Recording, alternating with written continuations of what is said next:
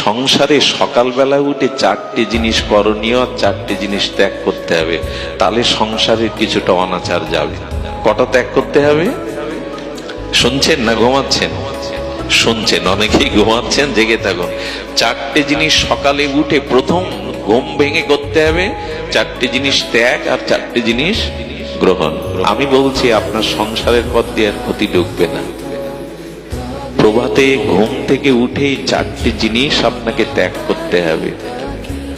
প্রথম যেটি বলা হলো,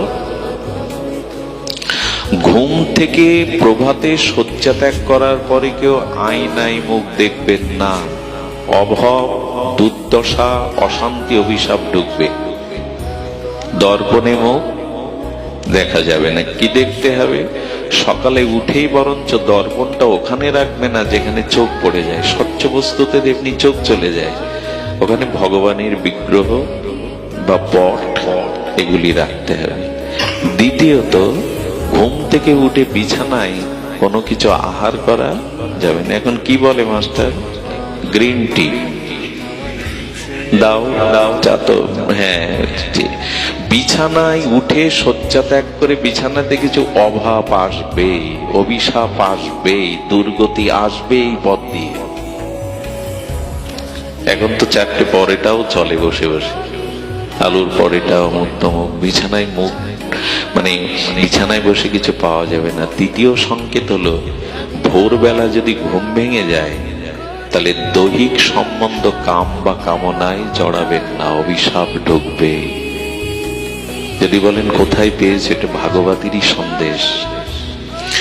এখানে দেহভোগ করা যাবে না। আর শয্যা ত্যাগ করার পরে কোনো কারণে কারোর সাথে কোনো ঝগড়া বা কটু কথা, প্রথম কথাটা বলা যাবে না। চারটি জিনিস সকালে উঠে ত্যাগ করুন। আপনার জীবনে অনেক অনাচার, অনেক অনেক অভিশাপ সংসার থেকে প্রায়শই সব অভ্যাসগুলো আমার মধ্যে তো আছে, এই জন্য বলছি।